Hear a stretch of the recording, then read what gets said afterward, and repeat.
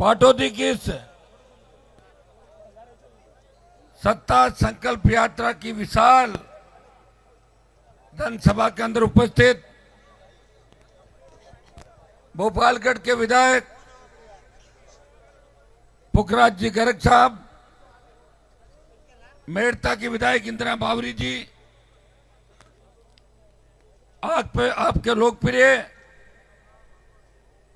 RLP के नेता उमेदाराम जी,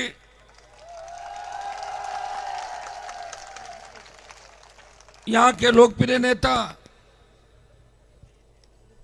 हाजी मूसे खान जी, सरपंच साहब जय सिंह जी,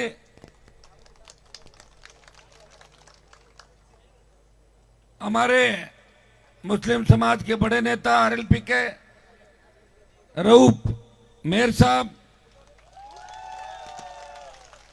सम्मानित मंच, उपस्थित मौजूद बुजुर्गों, नौजवान साथियों, मेरे छोटे भाइयों, बाड़मेर की धरा पे आपने हमेशा मुझे नई ऊर्जा दी और बाड़मेर बायतू की ऊर्जा का ही परिणाम है कि 2003 से 2023 कब आ गया इस बात का पता ही नहीं चला। लेकिन पाटोदी जहां आज मैं खड़ा हूं, जिस तरह पाटोदी में मुस्लिम समाज राष्ट्रीय लोकतांत्रिक पार्टी को समर्थन दे रहा है, उसे देख के ऐसा लग रहा है कि बायतू की सीट राष्ट्रीय लोकतांत्रिक पार्टी के खाते के अंदर आ रही है। ये संदेश आज पूरे राजस्थान के अंदर आपने दिया। मैं मुस्लिम समाज को आश्वस्त करना चाहता हूं कि जाट समाज, मुस्लिम समाज, मेघवाल समाज, हमारे भाटी साहब बैठे सर्व समाज, इन्होंने मिलकर राजस्थान के अंदर राज किया।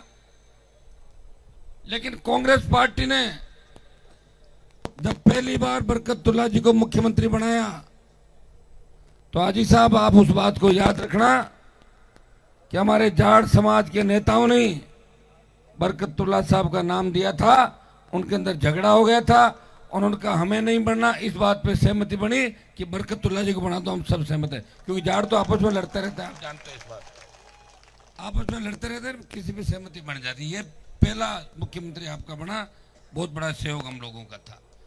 देश के अंदर जहां भी मोर्चे बने, जहां भी क्षेत्रीय पार्टियां बनी, नई सरकारें बनी, मुसलमानों के बिना, शेड्यूल कास्ट और मेघ वालों के बिना कोई क्षेत्रीय पार्टी नहीं बनी। उत्तर प्रदेश के अंदर अगर बहन मायावती वहां की मुख्यमंत्री रही तो वहां के मुस्लिम समाज के लोगों का था समर्थन उनको मिला था। मुलायम सिंह यादव मुसलमान और मेघ वालों को साथ लेके क्षेत्रीय पार्टी बना के लगातार मुख्यमंत्री रहे। हरियाणा की बहनें आई हुई है, हरियाणा में भी क्षेत्रीय पार्टियां सत्ता के अंदर आई, मुसलमानों का बड़ा सहयोग रहा।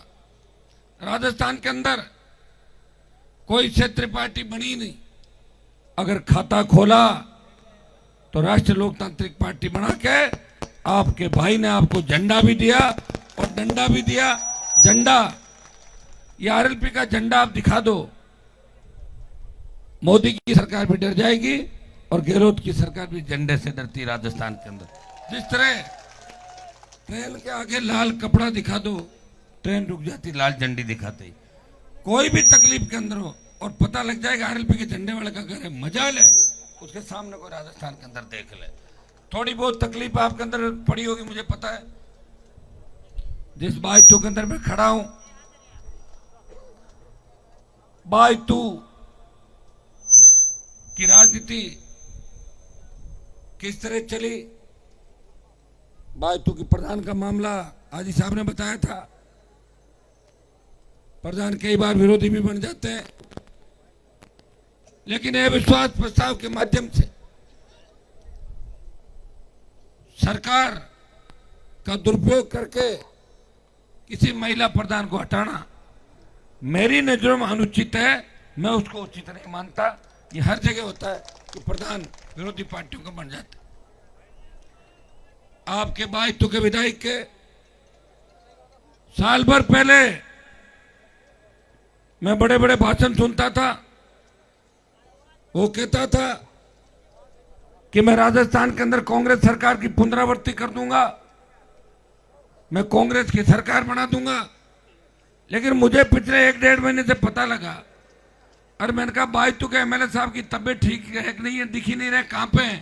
तो लोगों ने कहा साहब आपको पता नहीं? मैंने कहा नहीं, दिल्ली जयपुर में राजस्थान में कहीं भी नहीं घूम रहे। कहां चले गए? साइड में हो जाए ना, बैठ जाओ। तो पता लगा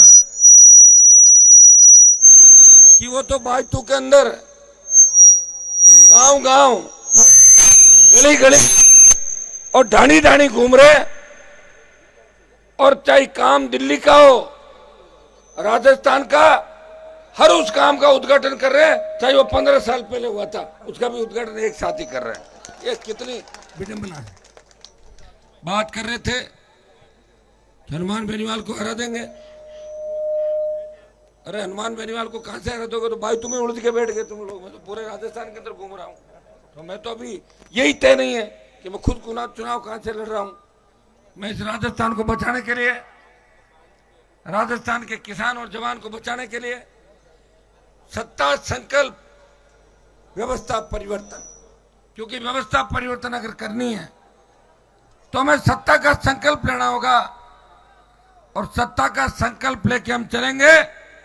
और सत्ता में जब हमारी धमाकेदार एंट्री होगी तभी राजस्थान की व्यवस्था बदल सकती है। और राजस्थान की व्यवस्था बदलने के लिए मेरे पास जो सबसे बड़ी ताकत है, वो ताकत राजस्थान के किसान के बेटों की ताकत है, राजस्थान के दलितों की ताकत है, राजस्थान के मुसलमानों की ताकत है, राजस्थान के सर्व समाज की ताकत है। भाइयों, पिछले दिनों आपने अखबार के अंदर पढ़ा होगा, 80 से 85 लाख नया मतदाता इस बार राजस्थान के अंदर वोट करेगा। 80 से 85 लाख जो नया मतदाता वोट करेगा, वो ऐसी पार्टी को वोट करेगा जो राजस्थान को भयमुक्त, भ्रष्टाचार मुक्त राजस्थान बना सके। राजस्थान के अंदर किसी अबला नारी की चीख पुकार सुनने को नहीं मिले। राजस्थान में कोई नौजवान बेरोजगार से तंग आकर आत्महत्या नहीं करे। कर्जे के बोझ के तरह किसी किसान को आत्महत्या नहीं करनी पड़े। राजस्थान के अंदर हमारी बहन बेटियां रात को 12 बजे भी निकले सड़क पे, मजा ले, कोई सामने देख ले। सशक्त लोकायुक्त हो, न बजरी माफिया का खौफ हो, न भू माफिया का खौफ हो, न शराब माफिया हो, न पर्यटन माफिया। ऐसा राजस्थान चाहते हैं। रिफाइनरी से लेके भिवाड़ी तक जितने भी कारखाने हैं, जितनी भी कंपनियां हैं, जितनी भी फैक्ट्रियां हैं, चाहे वो सरकार की हैं, प्राइवेट है, 80% स्थानीय लोगों को रोजगार मिले। बेरोजगारी की समस्या का बड़ा समाधान अगर चाहते हैं तो 80% रोजगार इनको मिलना चाहिए। ये कानून कौन बनाएगा? ये कानून राजस्थान की विधानसभा बनाएगी, देश की लोकसभा बनाएगी। लेकिन जो कानून लोकसभा को बनाने चाहिए वो कानून लोकसभा नहीं बना रही है।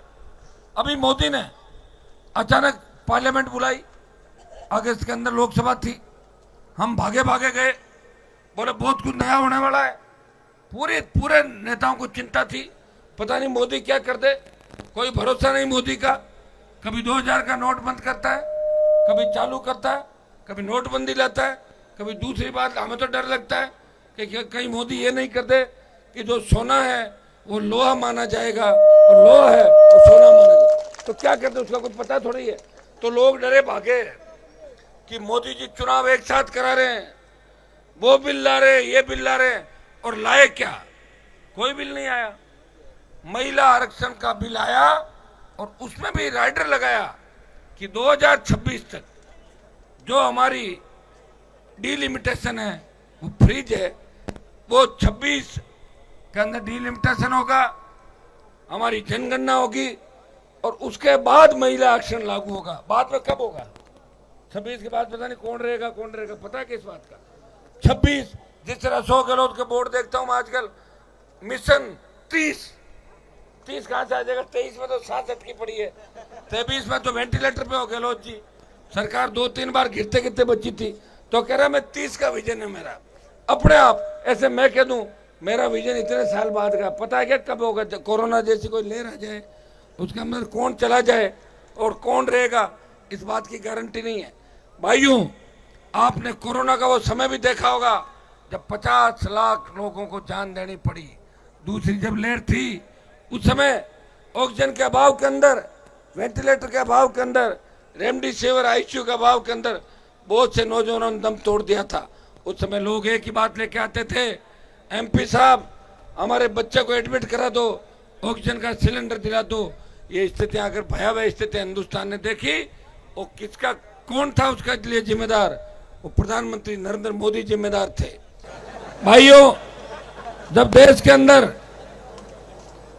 तीनों कृषि बिल आए, हरियाणा, पंजाब, उत्तर प्रदेश और दिल्ली का किसान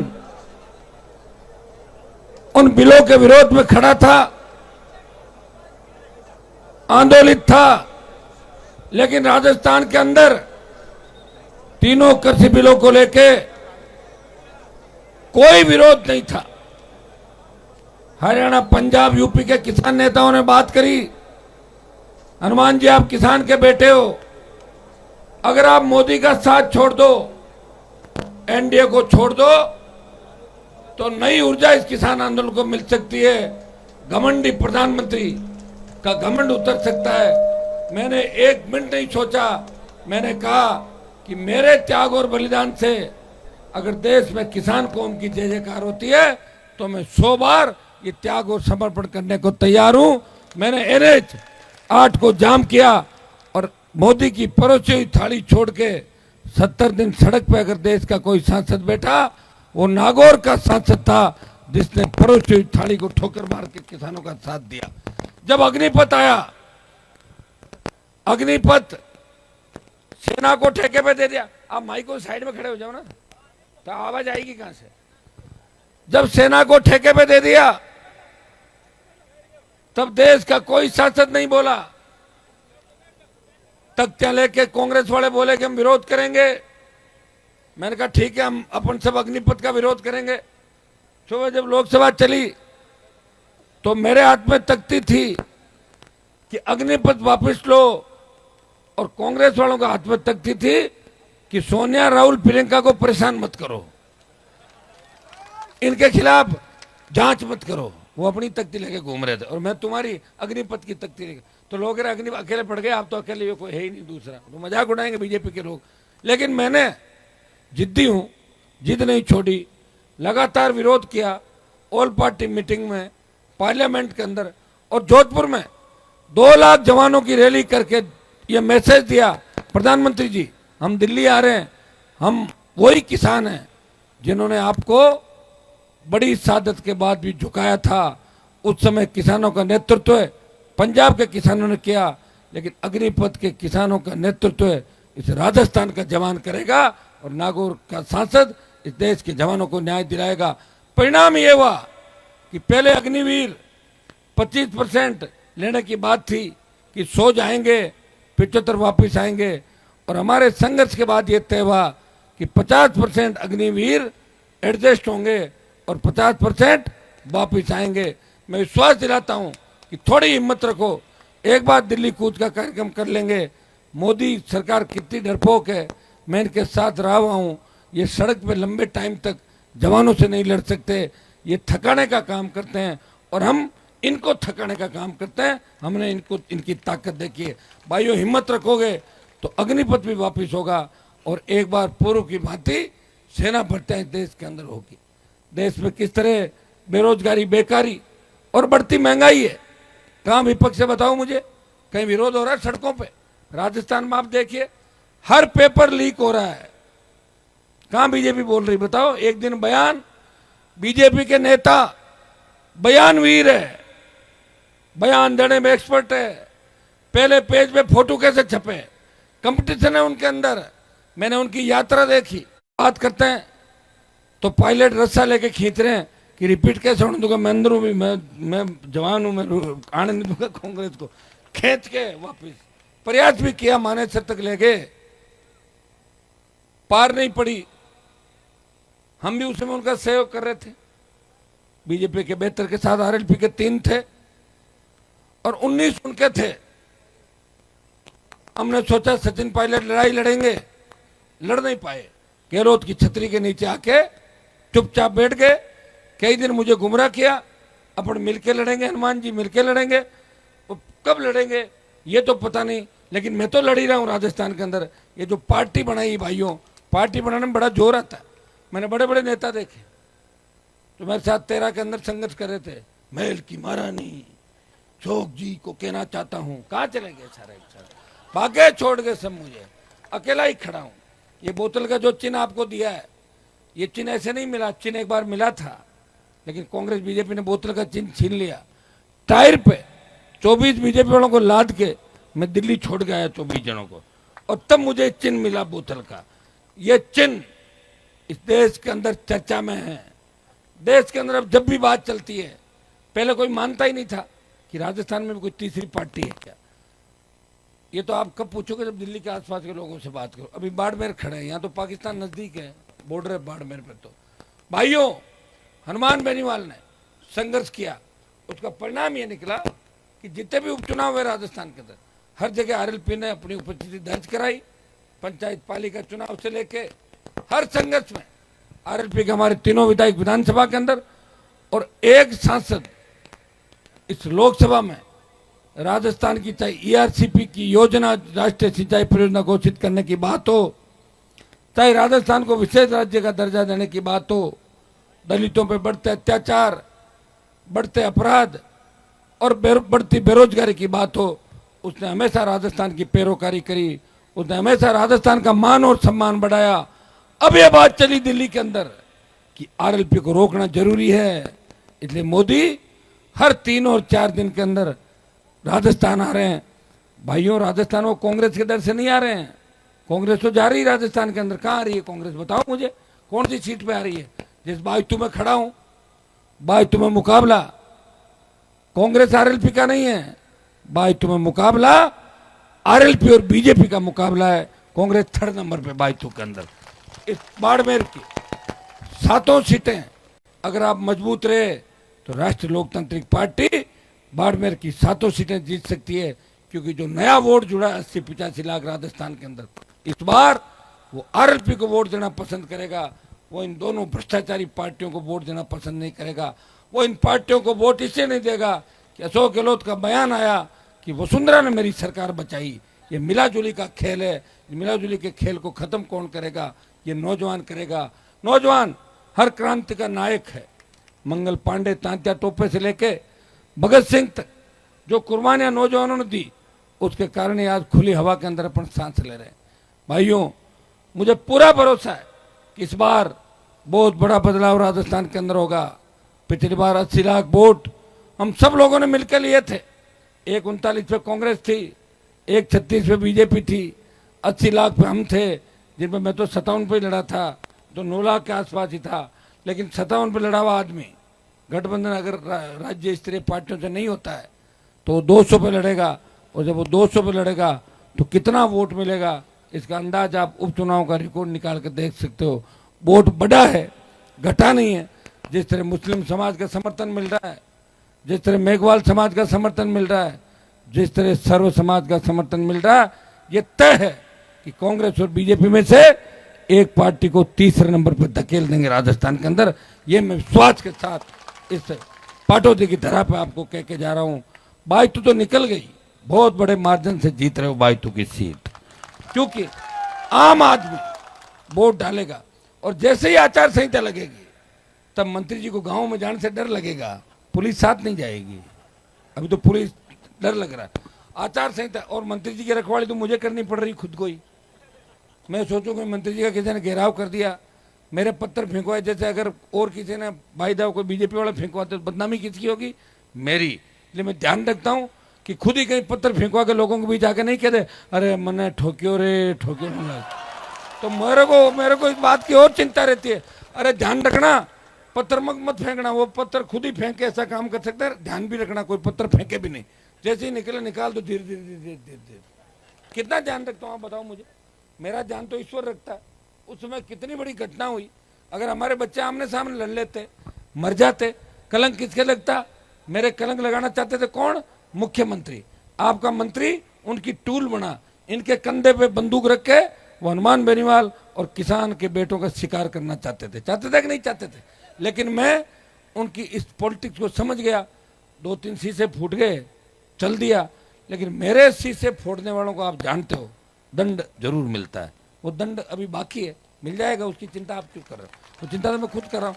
अभी तो अपना मैं इतनी चिंता कर रहा हूँ कि मंत्री जी का कोई विरोध कहीं नहीं करे, फालतू खुद भी करा सकता है। वो खुद भी करा के दे, अरे मेरे को आरएलपी वालों ने ये किया, अरे वो किया। जब आदमी लास्ट में होता है ना कि थक हार जाता है, जब उसे लगता है कि मैं हार रहा हूं, वो बावड़ा हो जाता है, बावड़े बने की बातें करने लग जाता है, पत्थर फेंकना शुरू हो जाता है सड़कों के ऊपर। ये स्थिति मुझे बायतू के अंदर नजर आ रही है। आज मैं एक एड देख रहा था, एड में क्या लिखा कि वो भूमि हस्तांतरण करने का एवज में शुल्क देने के, कितना के एवज का शुल्क होगा बताओ मुझे? कितना?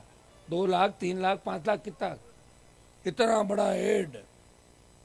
अरे हर कोई काम करता है भाई। 2-5 लाख की अगर बातें बताओगे तो राजस्थान में विकास तो खींवसर में इतना हुआ है, सरकार इतनी डरती मेरे से, उनको पता है कि हनुमान जी के काम नहीं करेंगे, पता नहीं किसको कहाँ जाके हरा देंगे। ये तो डर है ही मेरा राजस्थान के अंदर।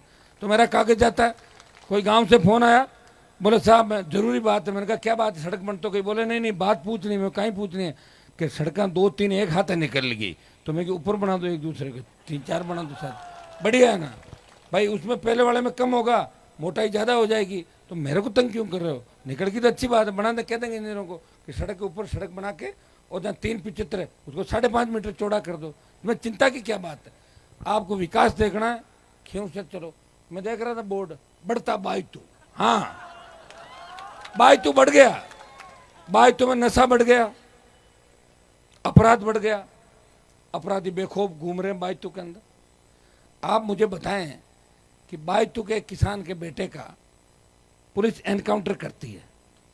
मैं चाहता था कि उस बच्चे को, उसके परिवार को न्याय मिले, और मंत्री जी वहां पहुंच जाते हैं, कहते हैं आरएलपी वालों के चक्कर में नहीं आना। मेरी बात हो गई राहुल गांधी से, सीएम का भी नाम लिया सीधा, और राहुल गांधी से बात हो गई, इतने करोड़ का पैकेज, इतनी नौकरी सारी मैं करा दूंगा, आप जाओ सारे के सारे। मेरी बात हो गई, ऐसी बात हुई।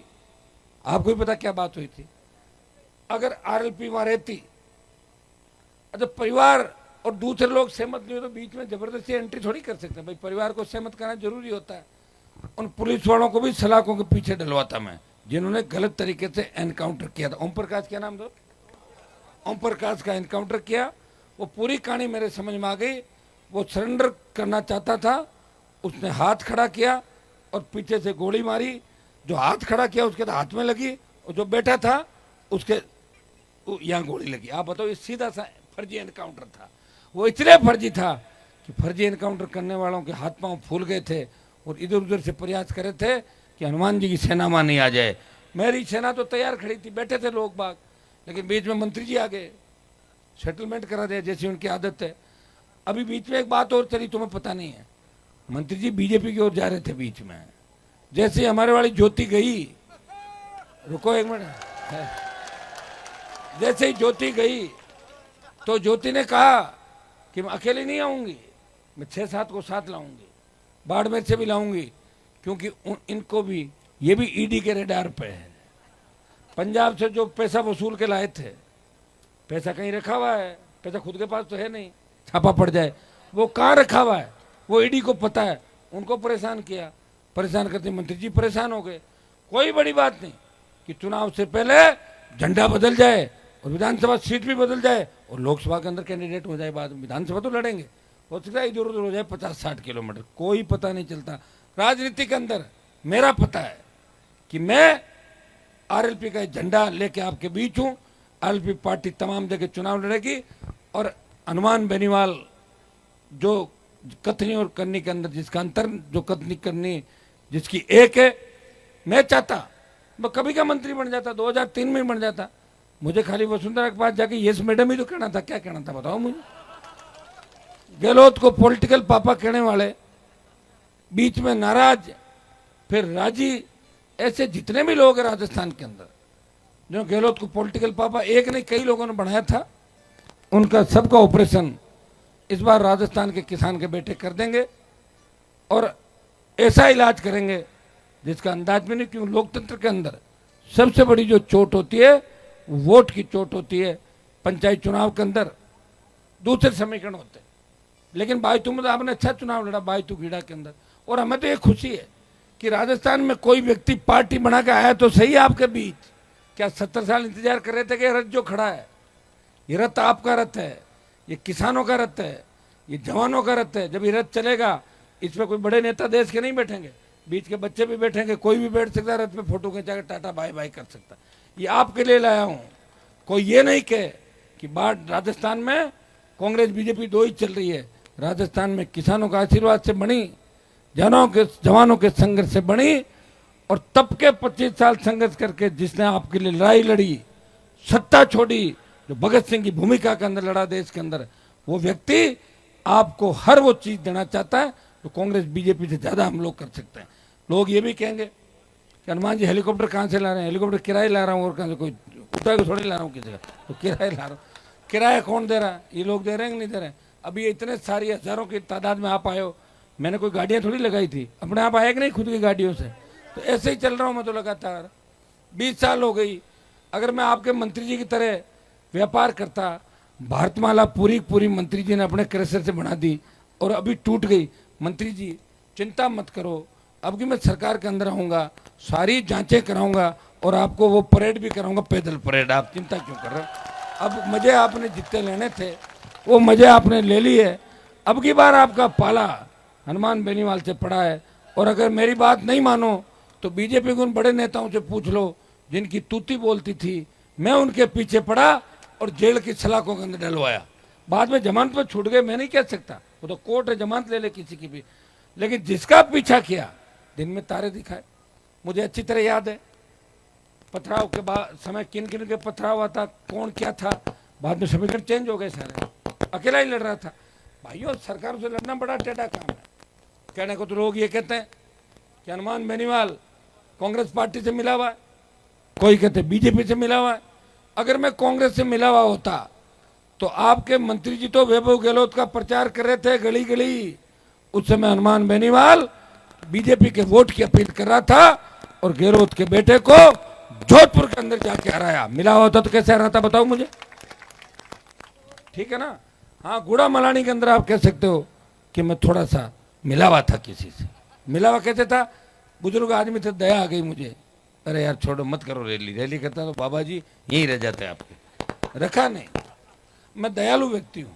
पिछली बार बहुत लोगों, किसी ने मुझे चाचा का, किसी ने मामा का, किसी ने भैया जी का, भाई साहब का कर दी मदद। इस बार नहीं। पिछली बार आपके मंत्री जी की मदद हो गई थी।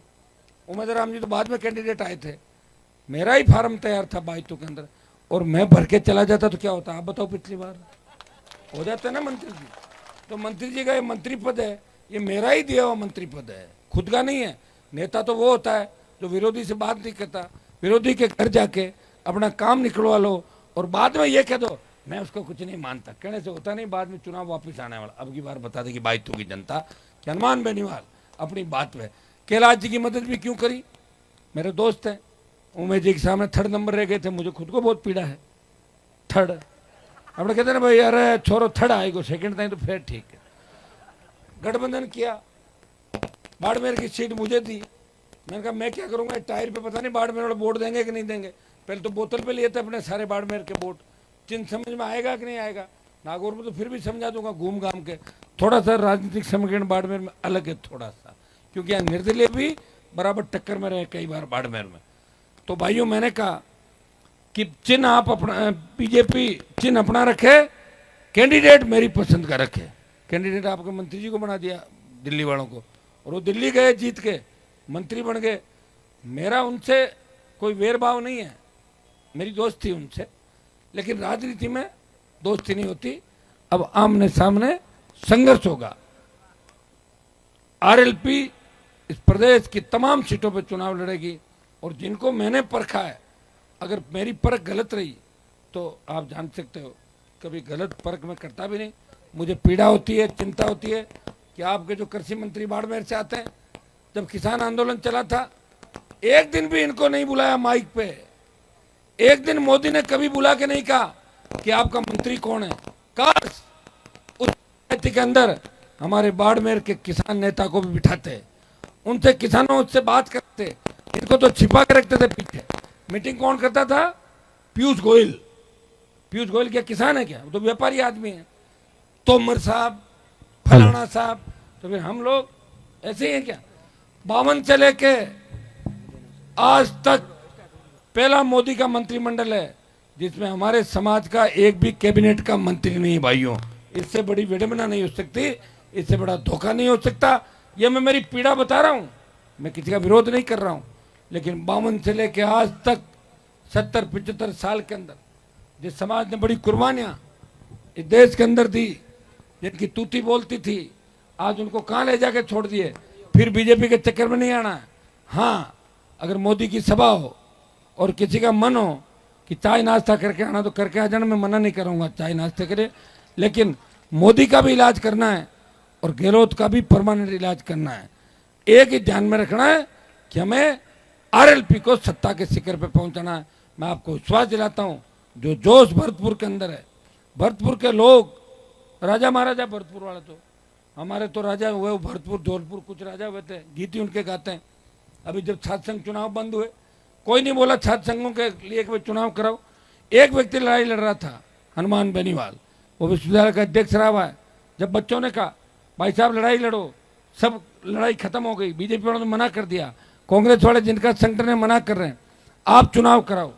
मैंने रैलियां करी 8 राजस्थान में, फिर जयपुर में रैली करी। बारिश में 2.5 घंटे बच्चों के बीच भीगता रहा, बारिश आ गई थी जबरदस्त। उस समय बारिश का मौसम नहीं था, तो हमने टेंट इस हिसाब का लगाया कि भाई वही जो नॉर्मल अपना टेंट, अभी बारिश आई तो भीग सकता है। जब लोग भीग रहे थे तो मैंने कहा ये भीग रहे तो फिर मुझे भीगना ही है साथ में। तो मैं आपके साथ भी भीगते हुए मुझे देखा था बच्चों के लिए।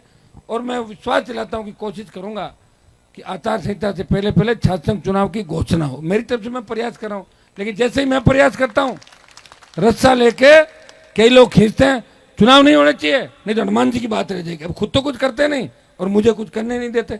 ये स्थिति आपने देखी होगी। भरतपुर का किस्सा बता रहा हूँ।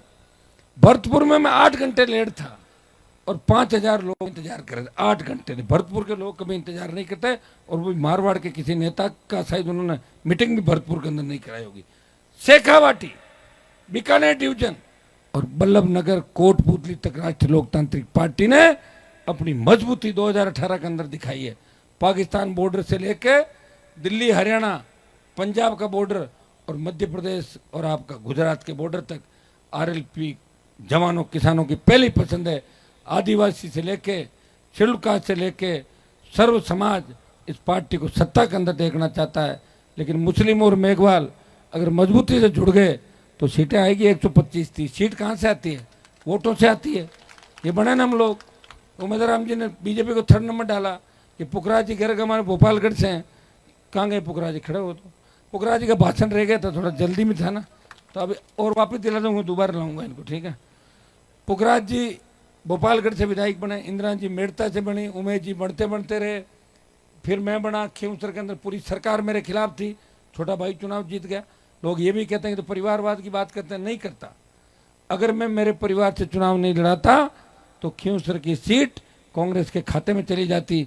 और गहलोत ये कहता हनुमान को मैंने उसके घर में घेर लिया, कहता कि नहीं कहता? तो मैं घर में फिर घेर लिया तो पार्टी खत्म हो गई।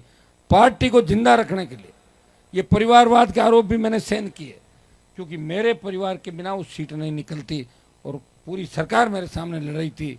आपके मंत्री जी तो ढाणी ढाणी घर घर जाके गोद के हिसाब से वोट मांगने लग गए थे। मैं थारो भाई हूँ, मैं थारा भाणजो हूँ, आणजा भाणजा, क्या क्या क्या। सुनो, 1 महीना वहां रहे, ये उनके मन में टीस है, लेकिन मेरा हिसाब अभी बाकी है। उनकी उधार 2-3 मेरे ऊपर है, उधार चुका दूंगा मैं, उनकी उधार चुकाऊंगा और मैं उधार रखूंगा, वो नहीं चुका पाएंगे। ये भी मैं आपको विश्वास दिलाता हूं। आप सबको धन्यवाद। पाटौती में अगर इस बार आपने लीड दिला दी आरएलपी को, दिला दोगे? सही बताओ, ऐसे यहाँ कर रहे हो? और सब लोग ही कहते हैं कि उठाओ हाथ का नशा छोड़ रहे हैं। हाँ, ऐसे लोग कहते हैं, महाराज कहते हैं नशा नहीं करना, हाथ खड़े करो। हाँ, और थोड़ी देर बाद नशा कर लेते हैं जाके। सही हाथ खड़ा करो, गलत मत करो। क्या पाटोदी से राष्ट्रीय लोकतांत्रिक पार्टी को आगे निकाल दोगे क्या? हाँ, फिर अब निकल जाएगी। सही है, बिल्कुल पूरे जोश के साथ हाथ खड़ा। पाटोदी निकाल दोगे तो मेरे हिसाब से तो कांग्रेस बीजेपी वाले 9:30-10 बजे पानी पेशाब का बहाना लेकर निकल जाएंगे बाढ़ में। और पाटोदी क्षेत्र से आरएलपी पहले सेकंड राउंड में आगे होनी चाहिए। ये आप करोगे, मैं आपको विश्वास दिलाता हूँ कि बीच में अभी जब यात्रा समाप्त हो जाएगी मेरी, तो दोबारा पाटोदी इस इलाके के अंदर मैं भी हेलीकॉप्टर से सफाई करूंगा। आपका भी मैंने उतारेगा पाटोदी में हेलीकॉप्टर।